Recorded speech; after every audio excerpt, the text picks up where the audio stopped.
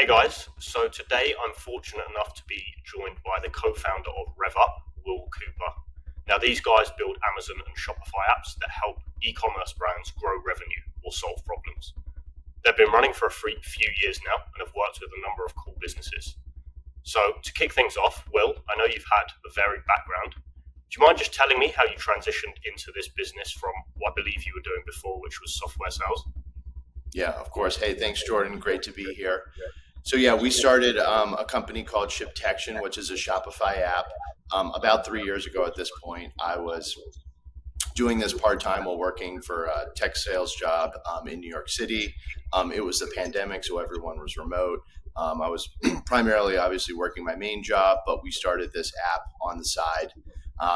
And I would say after about 10 months or so, it was growing nicely, but we were really working like a couple hours a week on it tops. But we started to see some pretty good traction as far as sales goes. And it was, I believe, Thanksgiving weekend of 2021. And I saw kind of the bump for Black Friday and that, big sales weekend. And I was like, wow, this company's growing pretty nicely, but like we are really not trying. I was like, we really need someone to kind of water the plants every day and really just try to grow the business. And we were making not, huge amount of money, but we had enough where I could take a really small salary. And I said, all right, well, why don't I quit my kind of safe, stable job? I'll do this for 6 months. If we can't grow it, I can just go get another tech sales job. There's, literally thousands of them. And, probably within the first year, we grew 10x from when I quit. And, here we are, 2.5 years later or whatever it is. So what does the business look like now? So you mentioned, you started with ShipTection and RevUp, for those that don't know, is kind of a collection of different tools. So yeah, what was that process from going from just one to many? Yeah, so the Shopify app was really the first one, ShipTection, which is shipping insurance at checkout. So that got pretty good traction early on. We probably ran that, solely for probably 2 years before we did anything else. A year ago, we created an app called Chargeback Resolver / Trouble Tracker, which was really geared to help merchants deal with fraud on their site, and then also dealing with chargebacks. So someone buys something and then disputes it with their credit card company. Really, that app was really born out of seeing all these companies who would get chargebacks and have like absolutely no clue how to respond to them. They just wouldn't respond to chargebacks. They would provide really poor responses to the banks, and they were just getting slammed, like hardly winning anything. And we thought like there's got to be a way to help these e-commerce merchants. It's not that we necessarily had this unbelievable secret sauce that no one else could think of, but we were able to create a process for it and just really sort of systematize like how you actually should respond to these to give you the best chances with the bank. And then what happened about 6 months ago is we had these two apps on the Shopify app marketplace. Both were doing pretty well. We were interested in getting into the Amazon space as well, because obviously many sellers sell on both channels. We thought, what's the easiest way or foray to get into that? So there was an agency we knew. We actually required their Amazon reimbursements product. We call it revenue recovery. So we acquired really their technology and team and brought it over into our ecosystem. It was nice because it allowed us to, instantly have an install base of Amazon customers. So really grew our customer base by at least a couple hundred customers, which was great. Also, we brought over the expertise from their team as far as understanding how the kind of back end of Amazon works is a little bit different than Shopify. So having some technical expertise as well. So really where we're at now is we have really, I would say, two main products, really ShipTection on the Shopify side and then Amazon revenue recovery on the Amazon side. And I think kind of where we're at now is experimenting with either growing out these existing product lines with new features, new components of them to make them more holistic. And then also, as we see fit, maybe launching some new products, kind of one-off on each ecosystem. And then if the product doesn't really get traction, we could either sunset it or roll it into an existing one. But if it becomes, successful enough to be a standalone product, that's great too. So I think our idea is we have a lot of customers. We see what they're running into every day and trying to build kind of based on what we see from our customers every day. Okay, nice. And as you said there, the two biggest products in the portfolio are ShipTection and Amazon Revenue Recovery. Mm-hmm. What is the goal? Is it really to kind of double down on those two, or is it to add to that suite and kind of build out the other ones that you have in the portfolio as well? I think right now, probably doubling down on those is probably our core focus. But I think what we always want to be doing is experimenting with a new product that's sort of tangential or kind of building out additional features in those. So I have some ideas as far as other products that are kind of in the Amazon ecosystem that we're going to roll out, see if we can get some traction, if we can get some early sales, get some feedback, then kind of double down on those. But I would say, probably primarily focus building out those two products, but also we're always kind of just keeping our ears to the ground, seeing what people are up to, and trying to build out probably our big third product as well. Nice. Okay. And in terms of that process, so is it kind of identify a problem that a seller has and then build a product around it, or is there anything else that goes into that kind of identification and launch process? Yeah, I would say the biggest thing we do is really trying to, we're lucky enough to work with probably, several hundred merchants at this point, and we kind of see what they're up to, see how they interact on their Shopify, their Amazon. We talk to them a pretty good amount. And so I would say what we see is it's probably primarily talking with people. And if we hear, oh, I'm struggling with this one-off, we might say, okay, whatever. But if we hear that 4 or 5 times in the span of a couple months, we said, okay, maybe there's some type of a product here. So I think it's almost all of our ideas are coming from interactions with our current customer base is what I've said is really where we're coming up with ideas. Whether they're explicitly saying, I need this product, or more, you keep complaining about this struggle you have in your business, maybe we could build a product around it. Yeah, for sure. And are you looking at competitors before you launch, or are you just kind of testing demand with the install base that you currently have and seeing how it goes from there? A little bit of both. I mean, we're definitely have our eye out on kind of what competitors are doing in the marketplace. I think in spaces where we think this is a really, really built out space and there's like really awesome players like who are really leading in it, we may try to avoid those. But I think we're cognizant of what everyone is doing in the space, but I don't think it necessarily scares us away from trying to build it. Mostly just because, for example, on Amazon, there's probably 300,000 merchants who are FBA sellers with 100,000 in sales a year. We would love to have, all of those. So we figured not kind of the, hey, you get 1%, you have a great business, but there's a huge amount of market share to go around. It's not like we're going after 500 accounts. And if you can't grab a few of those, you're in trouble. I mean, I think the biggest thing is we're like the TAM is so big in e-commerce that like we figured even if there are pretty good players in the space, like if we can just chip away and grab some, we can still make a nice business, even if there are some pretty well-established competitors. For sure. And how do you find like standing out from those competitors? That's tough. Obviously, like we're bootstrapped, so we have like a nice business, but we don't have tons of venture capital or investor to basically throw down the money for marketing. So I think one of the biggest things we're trying to do is just come up with like really, really competitive sales offers, whether it's like really discounted pricing, something like that, is really like kind of the way we can make an initial splash is like, is this offer compelling enough that I'm willing to get on the phone and learn about it? Is really, frankly, like one of the biggest things, just because if someone's got, 10,000 customers already and we're reaching out to them, we really need to have a compelling enough offer. Like, okay, if that's really what's going on here, like I'm willing to give you 10 minutes on the phone to see what this is about. But I would say that's probably the biggest is like, how can we make a really compelling offer where you're like, all right, I should probably hear these guys out, even if I'm decently happy with my existing solution. Okay. And that is the kind of marketing approach then, is it's going to people, giving them the right offer rather than kind of relying on, Shopify listing marketplace or whatever to bring people to you. Yeah, I would say, kind of if you break down each side, Amazon, the app marketplace, if you've seen it, like they do have one, but it's really, really limited.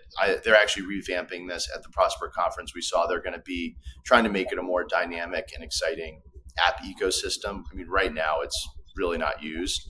On the Shopify side, it's definitely a lot more built out app marketplace.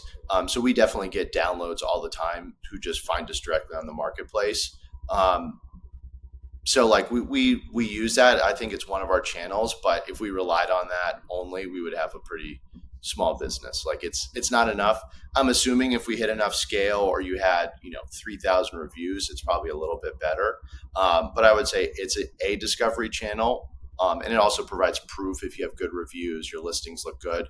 But it's not enough of. We don't get enough organic traffic from there to make a living, if you will. Okay.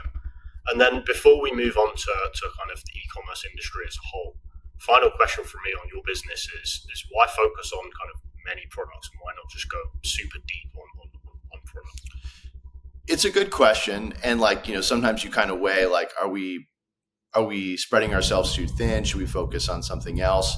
I think there's probably a couple reasons. Is number one, we have a few developers at this point, so I think we have the bandwidth to actually explore multiple channels. I think the other thing too is it can sometimes be really hard to. It's probably, if you're like, hey, I wanted to build this $50 million brand for one product, probably pretty hard. Where I think you probably diversify yourself a little bit. If you have a few different products, it allows you to cross sell more. But it's a good question. I mean, sometimes I think, should we just be focusing on a couple core things? This answer is probably not the best, so I'll pause for a second.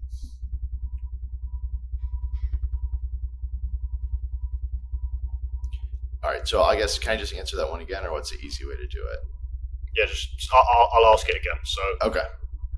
Yeah, so I guess, look, final question from me before we talk more about the kind of wider e-commerce industry. Just on the business, why choose and kind of focus on growing multiple products rather than just pick one and kind of go all in on that? Yeah, I think probably the biggest reason is we want to diversify ourselves a little as a business, where, as you can imagine, we're really building off the backs of the Amazon and Shopify ecosystem. So we're really pretty reliant upon actually their terms of service, what data they allow us to pull, app rankings, all those things. So I know there was a big Shopify app recently that I think is for returns and exchanges. That's very, very popular. And then Shopify just came out with their own product. And as a business, if you invest all your resources in one product, and then either Amazon or Shopify either builds their own that's neatly integrated in there, or they just change the data you can pull, or somehow change terms of service where doing what you were previously doing becomes very, very difficult. That's kind of a scary thing as a business owner, where you could spend years doing it, and then all of a sudden it more or less disappears overnight. So I think kind of reducing our risk is probably a big reason, because again, we're building in these huge players' ecosystems. And if we call Shopify and say, hey, what the heck, we can't do our app anymore like this, they're going to say they're not taking my call, obviously. So I think diversifying it, just because of the nature of the beast we're in, where we're really building on top of their existing ecosystem, if you will. Yeah, no, for sure. That makes sense. Shifting gears then and just looking at the wider industry, how do you think e-commerce as a whole is doing in 2024? It's a good question. I think I'm seeing it pick up a little bit from last year. I know in 2023, we said, wow, a lot of these brands are down. Because I would say for our 2020 was obviously huge. 21 still pretty good. 22 decent. And then 23, I really saw things start to come down a little bit, where I'm seeing things pick back up again in 2024. So that's good to see.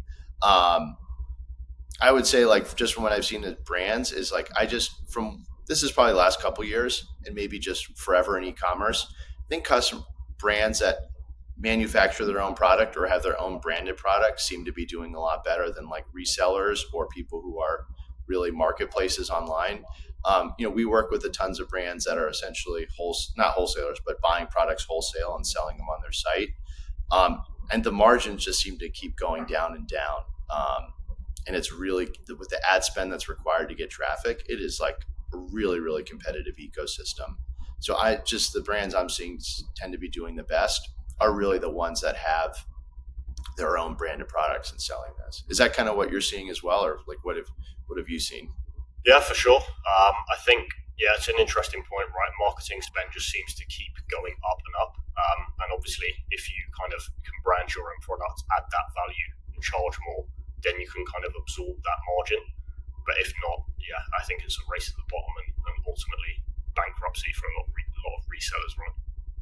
Yeah, I mean, we see these brands that are dealing with 20s, 30% gross margin on products, and then once you factor in traffic to acquire or cost to acquire those customers, cost to get traffic, people want free shipping, free everything, and you run the numbers, you're like, wow, it might have been a $500 product, but you're not really left with very much money at the end of the day. So I think that's the big thing. And the brands that have their own products, where I don't know their exact margins, but I can guess, they just have a lot more wiggle room as far as cost to acquire customers, and it still makes sense financially on their side. For sure. And I know you see a lot of different merchants across both Shopify and Amazon. What would you say is changing across both of those platforms? It's interesting. So we're just kind of getting into the Amazon space. I really see a lot of new Shopify brands that have pretty big Amazon presence that are really trying to move their business over to Shopify. Is one of the biggest things I see. I also see how difficult it is. Obviously, with Amazon, you have the world's biggest store. You have a lot of traffic, a lot of listings. You have a lot of convenience, social proof, all those type of things. And I see brands that are trying to switch over to Shopify having a lot of trouble. It's just hard to actually convince people to switch over. So that's probably one of the biggest things I've seen is people trying to get off of Amazon and onto their own brand. And I don't want to say they're struggling, but I wouldn't say that transition is that necessarily that easy. I think a lot of brand owners think, oh my God, everyone loves my product. They're going to buy it wherever it is. And I don't know. There's not that many brands that if all of a sudden it stops selling on Amazon, that I'm no doubt going to go direct to a site. So it's pretty competitive. But I've seen a lot of that, people trying to get off of Amazon and onto Shopify as a big trend I'm seeing. So are they struggling to kind of generate that traffic themselves? Is that kind of what you're saying? I think it's traffic. I also think some of it is just frankly brand loyalty. Like, do people care so much about having this widget versus something that's almost identical on Amazon, where I have free shipping, 2-day delivery, easy returns. If I don't like the product, I can just send it back, where I'm going individually on a Shopify store. I have to enter in all my credit card information, things like that. So I think it's probably twofold. It's probably brand loyalty is a big one, as people, I think they're more loyal to their brand than they actually are, but also the traffic is really hard and expensive to get direct, on your brand for sure. So that first point is that whereas kind of products are not, differentiated, it's essentially, a mug is a mug, right? I think so. I mean, yeah, I think it's differentiated. And I think if people, kind of one of the ways I see it is I kind of see people who go to Amazon are kind of viewing it as like, I just need a commodity, whatever it is. I need like Q-tips or something. Like, I'm just going online, I want Q-tips. And if people are going on an individual site, like, I think they're kind of buying into the brand a little bit more, as far as like, I want to go to this specific site. So I think some of it is products just aren't differentiated enough to justify, like, do I really want the hassle of dealing with 7-day shipping and they're charging $7 for shipping? And I have to enter. They're making it easier with some of the shop pay stuff, where checkout is quicker, but it's hard to beat how easy Amazon is. Just like one click buy and then you're done. So I think probably products not being quite differentiated enough to justify, like, I'm just going to go to their site directly and not on Amazon. Okay. And then final question on that. So would you say is the product not being differentiated enough, or is it poor marketing that isn't showing how differentiated the product is?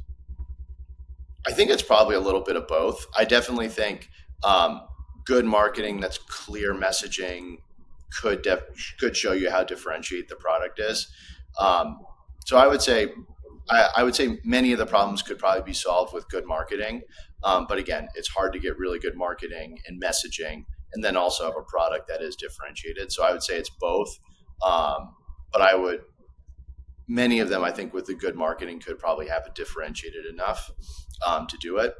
I also think, just an easy thing is there, what I've seen cool brands do is there anything I can do as a brand that makes buying on my store like unique. Like we know a company in the supplement space that offers a free gift, and it's kind of an exciting thing that's a little bit random where you're like, okay, that's worth me going off of Amazon to get a free gift if I do order from their site.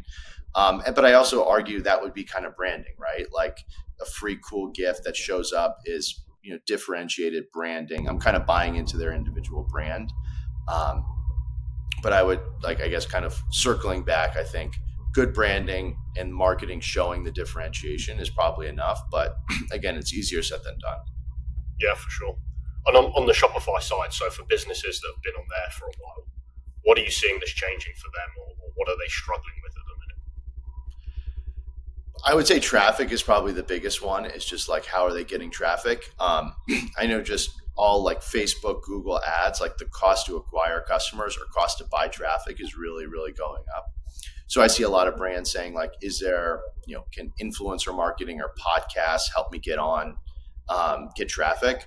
I've also seen just like podcasts, like I think 5 years ago, what you could pay for podcast spots is a lot different than it is in 2024. So I think I kind of see tapping out the podcast market too, to a certain extent, where you're like, wow, it's $15,000 to get a 30-second ad read on that brand. Like that's pretty expensive. So I see like it seems like every time what happens is like you have a heyday of these new channels or way to get traffic that are really, really good for a little bit. And then everyone figures out about them. And then like all of a sudden, like the economics make less sense. And then you kind of have to find the next channel. I haven't experimented with it at all. I know a lot of people are talking about TikTok shops and thinking there's like a good opportunity there. I haven't really dug into it enough to like say definitively, but I do know some of our brands process their orders, like their TikTok shop orders are processed through Shopify. I'm like, holy cow, they sold a lot on TikTok. But I think it's kind of this ever evolving game where, one channel is great. You're making the economics make really good sense. And then just a lot of dollars flow in. And then you just kind of have to find the next area where people are going. Are you kind of seeing this too? Like ad spend is really bad? Yeah, I think it's what you said, right? The new hot channel kind of pops off and works really well. Then it becomes saturated and the edge gets competed away. And then it's this kind of equilibrium for a bit where everyone's complaining, and then they find the new channel and the cycle continues. Yeah. And I'm not saying it can't work, but just some of the words are so expensive that it's like, wow, it's a lot of money to get traffic. So aside from kind of TikTok shop then, and figuring out better branding and how to transition from Amazon to Shopify, what can brands do to benefit or kind of best set themselves up for success?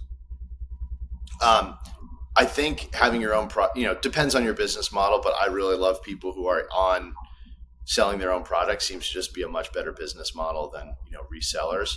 I think that's a big one. I guess what I've seen, and I'm curious your perspective as well, I think depending on where you are in your business, like what you focus on matters a lot. I would say our products tend to be best suited, or the impact tends to be better if you're probably doing at least $500,000 a year online. If you're able to make a small impact on detecting fraud or not having to cover your replacements, I think type of products like we offer can really move the needle a little bit on your business. But I think what I see frequently is small brands who are just getting going, who are trying to optimize stuff that really doesn't matter. Whether you pick us for revenue recovery on Amazon or any other competitors or do it yourself, it really doesn't matter. But like interviewing 10 different companies trying to figure out like how you're going to get $200 back on Amazon is like not a good use of your time. So I think the biggest thing I see smaller brands is like, I would just be focused on getting traffic. Optimizing your site perfectly, if you're doing $100,000 in sales, doesn't matter. But as you grow up market, it matters quite a bit. I'm trying to think what else I would recommend for new brands that are successful now. I think probably like one of the biggest things is just experimenting with what those new channels are and like kind of always keeping your eye out, and not just because Facebook always has worked, just kind of keep pounding Facebook or Google or Instagram, whatever it may be. I think kind of always keeping your eye out for the channel and the new channel or new way to generate traffic sales is important, because you don't want to get stuck just doing the same thing over and over. And then all of a sudden you're like, these economics make no sense anymore, compared to what they looked like 3 years ago. Okay, so focus on traffic and product market fit and kind of price points, etc. at first. And then I think you said 500K, is that per year? Yeah, I think and again, I'm just more talking about our products, but I think I see a lot of brands, like if you're getting going, they'll spend way too much time like trying to optimize their conversion rate or something like that, where they're doing $100,000 in sales and they're really like, oh, my conversion rate is slightly off if I change the color of this button or something. And I'm just like, even if you doubled your conversion rate, you're still really far from where you need to be.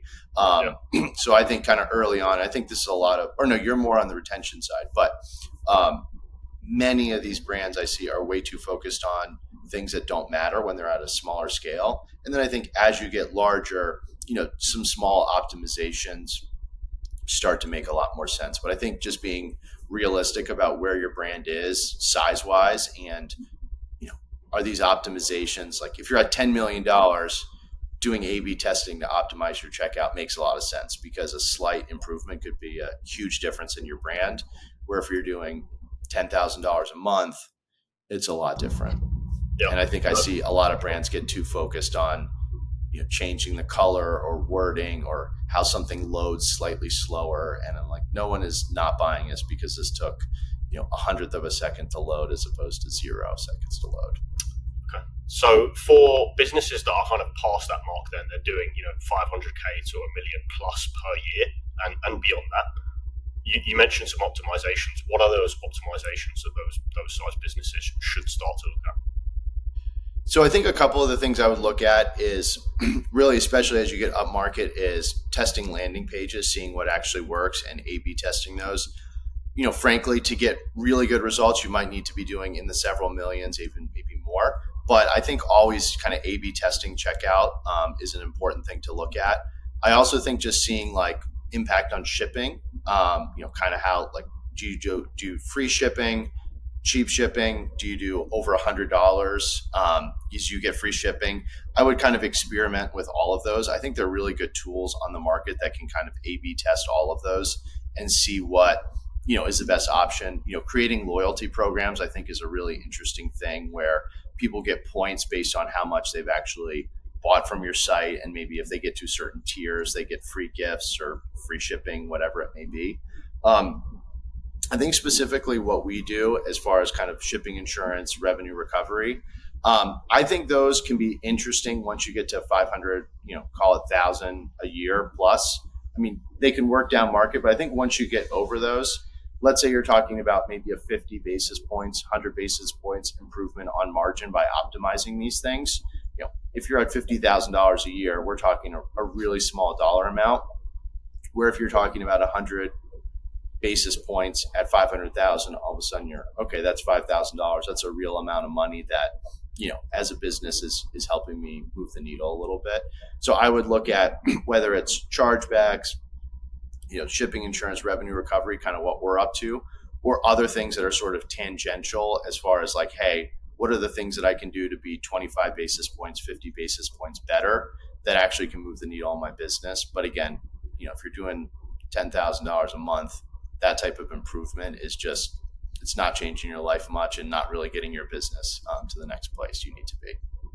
For sure. And I think you mentioned there some numbers. So I just wanted to dig into the two that you mentioned. So shipping insurance and the kind of fraud stuff. Yep. What kind of improvement or performance can brands expect? Yeah, so shipping insurance is pretty simple. We charge 2% at checkout. I would say, depending on checkout workflows, something like checkout workflows, products that you're selling, industry, all that type of thing, you should see at least 60% of the people opt in, which is great. So all of those people who there's an issue with their package, whatever that is, we'll do replacements, refunds.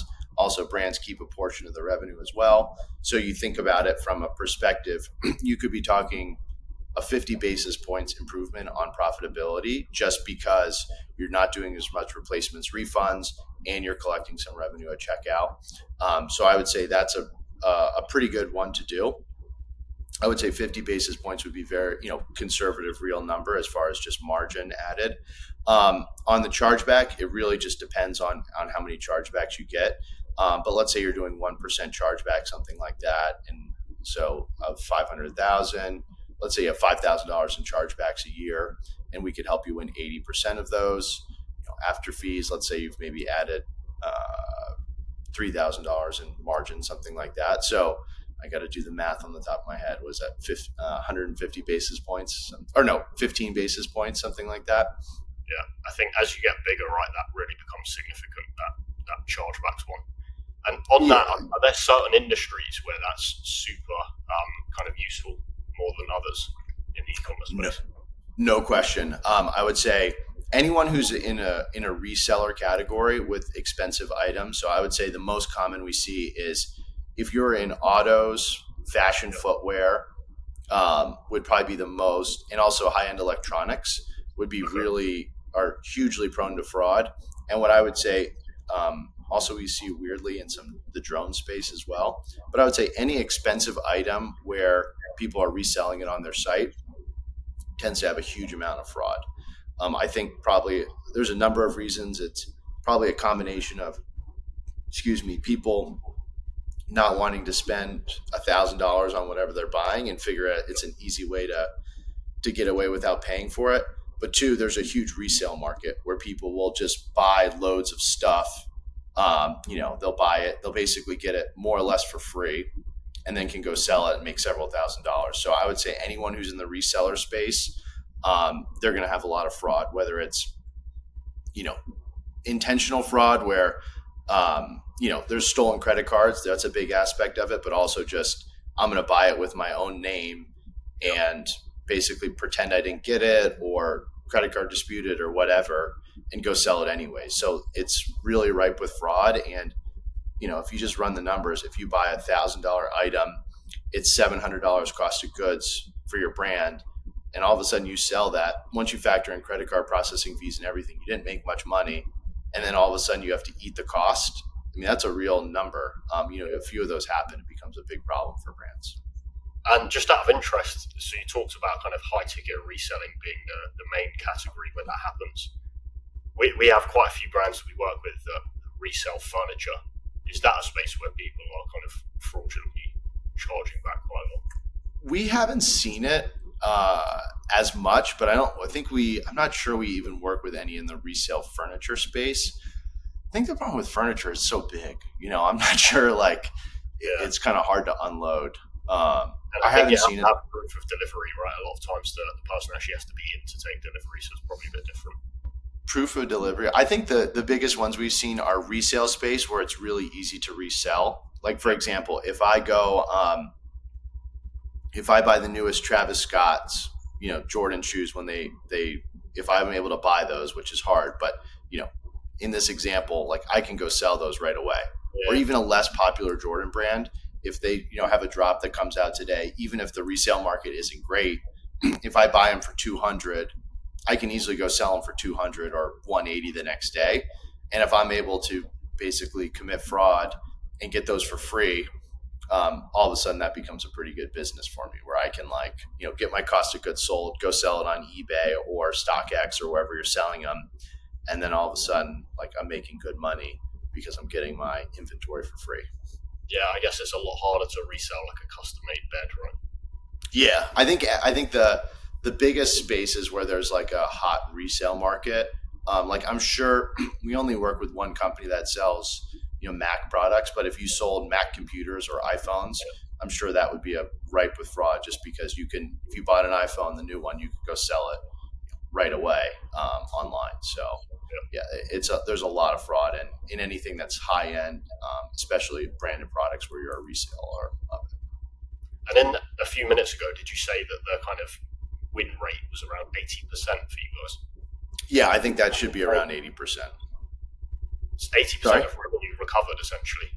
Oh yeah, I would say win rate should be about 80%. So if there's a chargeback on your site, you should win probably about 80% of the time. I think a big key on that though is sort of trying to filter out a lot of the fraud. So chargebacks, I would say one of the big things is you can get fraudulent chargeback, whereas like I steal Jordan's credit card, I swipe his credit card.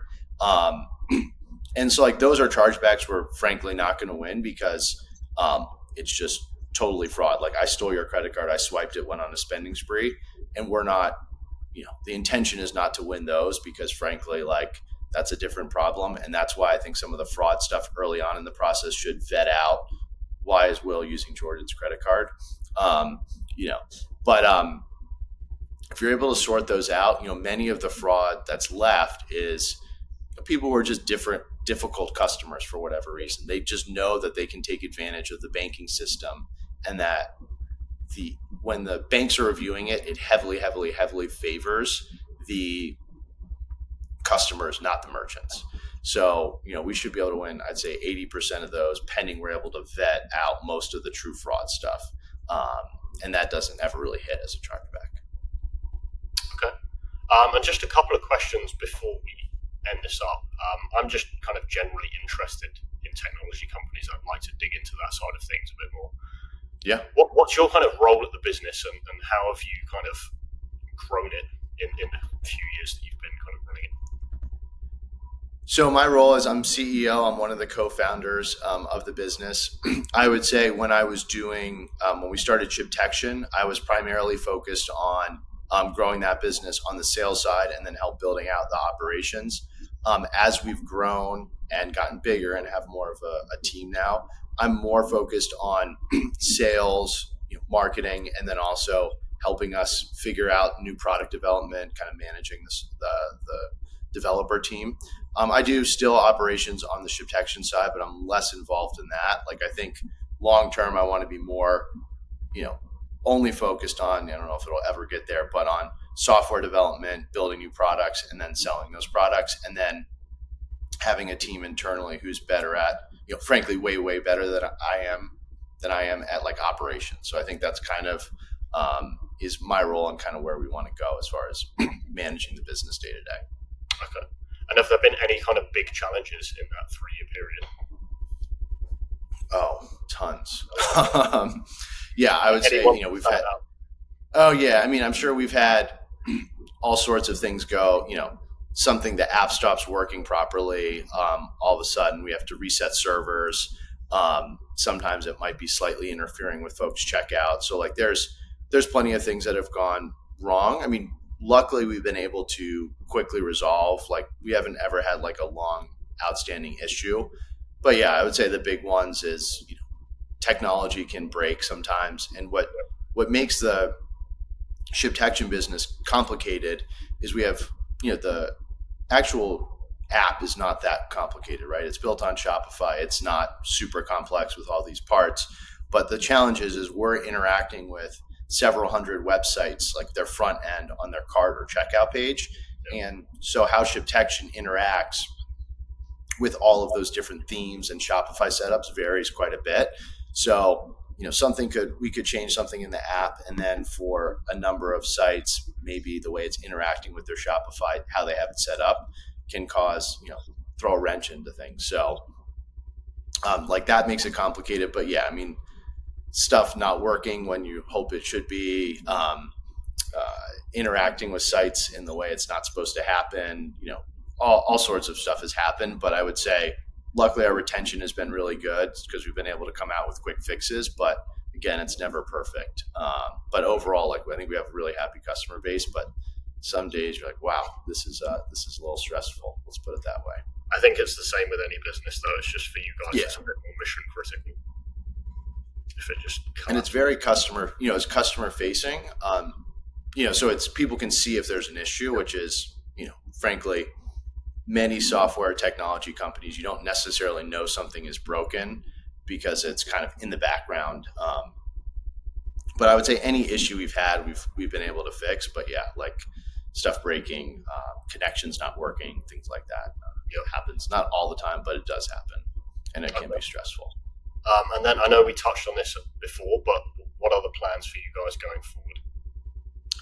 So I think I think we're going to build out the revenue recovery and ShipTection quite a bit more. I think the idea is like, how do we build those out, become more robust products? Like there's some things that we could do in each of those to kind of build them out more holistically. And then I also think we're always looking like, is there something in Shopify or Amazon that's sort of tangential, that's close to what we're connecting with, and start building out those new products. And I think probably, a little bit of both, like building out what we have and then kind of experimenting with, is there another cool product we can build that we think would get some good traction? We've looked at other platforms like Magento, BigCommerce, WooCommerce, things like that. When we just run, not the numbers, but when we just think about it, like so many brands are on Shopify and Amazon that when you look at these other platforms, their install base is so much smaller. Also, many of them tend to be just kind of legacy companies that are just sort of stuck on these platforms and are really there just out of inertia more than I'm really dying to be on whatever other platform. So it's like, I don't know if we necessarily want to go build it on another platform and kind of hope people will come. Yeah. So I think we'll probably be primarily in these two ecosystems, but building out new products. And then if we see something interesting, like, let's experiment with this and see what happens. Okay. Would you move into other kind of softwares that aren't commerce based? So I'm thinking like building on the Webflow ecosystem or something like that. Probably not, but you never know what would happen. I think we like the e-commerce space a lot. And I think the reason that is like just the TAM is so big. There's so many customers to serve. And what's exciting is, people are opening up new businesses every day. Many are dying too, but it's always like a quickly growing dynamic ecosystem, which I think makes it a lot of fun. And there's just so much to do in this space. We're like, I don't know, I feel like we sometimes already are distracted enough. Like, do we need to be like, let's just immerse ourselves in this e-commerce ecosystem and just kind of do our best there. So I would anticipate we'll kind of stay in this space for, the foreseeable future. Okay. Well, look, that brings us to the end of today's interview. I really appreciate you coming on the podcast. For businesses or brands that are interested in what you've had to say, I think specifically with ShipTection, the shipping insurance, and Amazon revenue recovery, what size ICP should they be at, and how can they get in contact with you? Yeah, 100%. I would say any brand we'd love to work with. Just being transparent for most brands is that probably 500,000 plus is when you're going to see the most economic impact to your brand. Look, if someone's doing 100,000 and they're like, hey, I'd love to just have this in place, absolutely, we'd love to work with them. But I would say, just realistically, the economics you'll see once you're at that threshold will be a lot more significant and kind of worth your time. If people want to get in touch, Will at RevUp Technology or RevUp.technology is the best place to get in touch. Also, if people have interesting ideas that they're like, hey, I would love this product, I can't find it, let us know about that too, because we're always experimenting or kind of sniffing around to see, okay, what's the next product? What's interesting? We're always trying to look at that as well. Sounds good. Okay. Thanks, Cool. Will. Awesome. Thanks, Jordan.